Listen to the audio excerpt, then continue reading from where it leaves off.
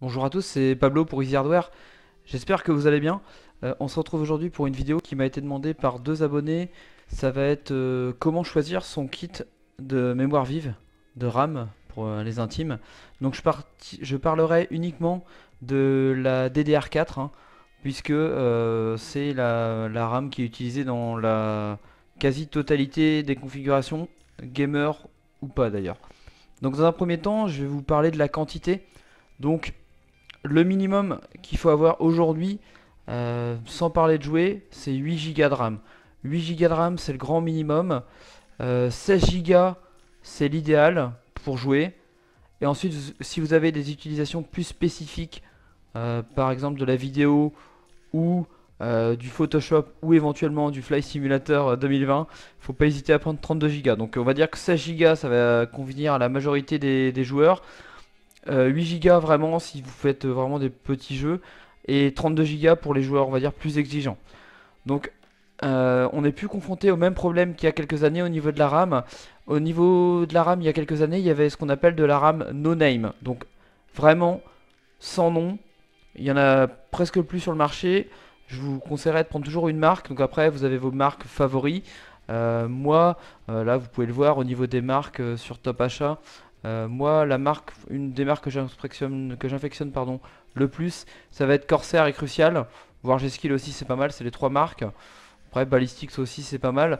En tout cas, prenez une marque qui a pignon sur rue. Donc, je vous conseille hein, Ballistics, Corsair, Crucial, G-Skill, même HyperX, même s'ils ont un peu perdu de leur super. Bon, toutes ces marques-là, vous pouvez y aller les yeux fermés. Donc là, on a réglé le problème de la quantité de la marque. Après, là, on va vraiment rentrer dans le détail. Donc, à savoir la fréquence. Donc la fréquence, qu'est-ce que c'est? Donc je prends un kit au hasard, ce kit là, la DDR4 G-Skill Aegis.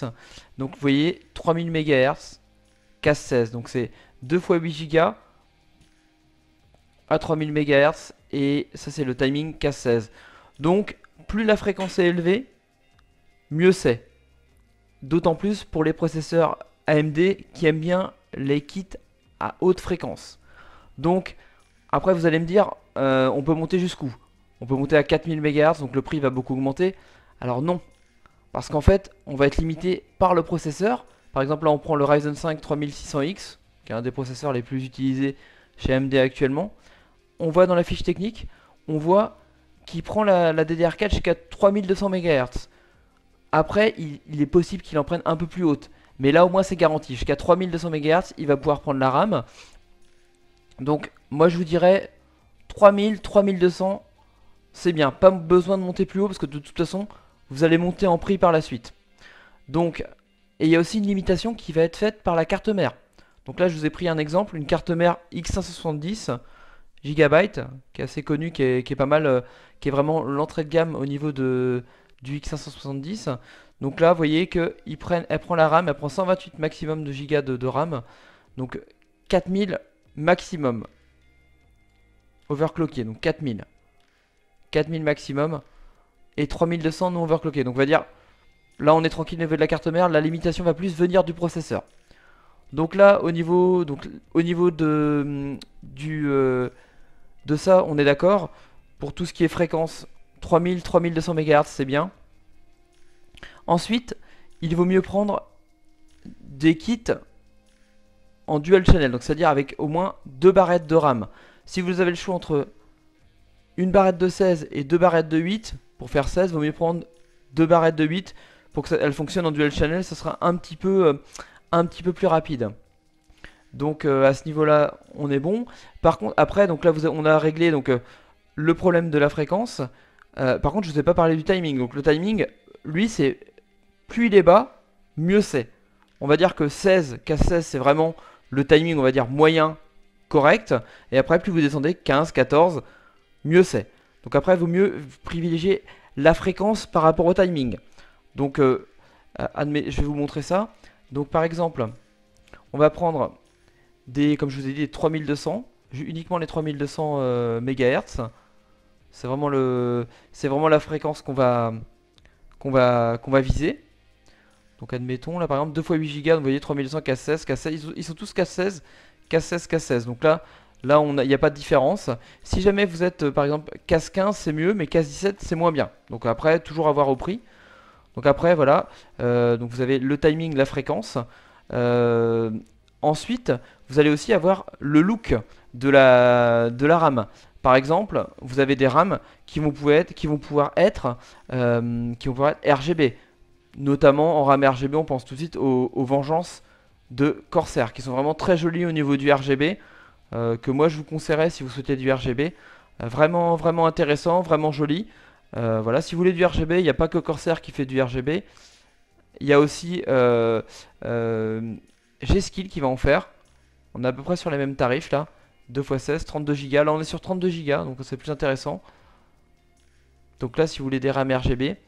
Et la dernière chose qui va être à prendre en compte dans votre kit, ça va être l'encombrement. Si jamais vous avez un ventirad, un refroidissement processeur qui est important, il faut que vous pensiez à prendre des barres de RAM qui ne sont pas trop hautes. Donc pour ça, vous avez les low profile. Donc les LPX par exemple de Corsair, qui sont là, qui sont des RAM low profile, c'est-à-dire elles sont pas très hautes.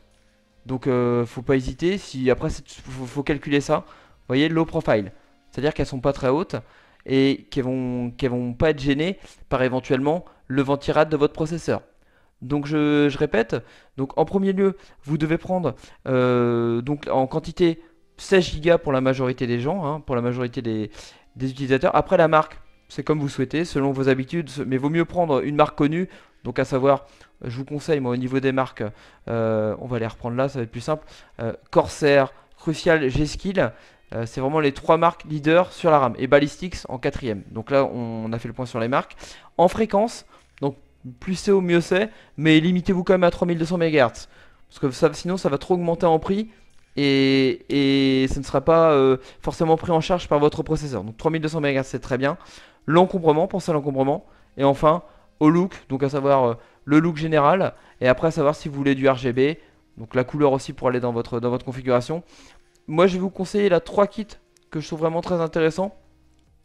Donc vous l'avez compris, les Corsair, moi, me plaisent bien. Si vous voulez du RGB, les Corsair Vengeance Pro là, en 2x8, ça, faites-vous plaisir, c'est parfait. C'est le kit, il est pas très cher, 3200 MHz, CAS 16. Donc celui-là, moi je vous le valide, il est vraiment bien. Après, si vous voulez un look plus sobre, on peut passer aussi les Vengeances LPX, encore chez Corsair. Moi j'aime bien ce look là. Après c'est vraiment un look plutôt métal, un peu passe-partout. Vous voyez, c'est un petit peu moins cher, quasiment 100 euros. Donc là on est pas mal aussi. Et après il y a aussi un kit RGB qui est très bien, que j'ai vu en test chez Cocotland, qui sont les G-Skill Trident, en RGB aussi. Elles sont vraiment très jolies. C'est les trois kits que je vous conseille, mais après vous pouvez faire votre propre choix par rapport aux critères que je vous ai donnés. Donc j'espère que la vidéo vous aura été utile par rapport aux conseils sur la RAM. N'hésitez pas à me le faire savoir si vous avez la moindre question en commentaire, à liker la vidéo, la partager à tout le monde et surtout à vous abonner. Et je vous dis à la prochaine.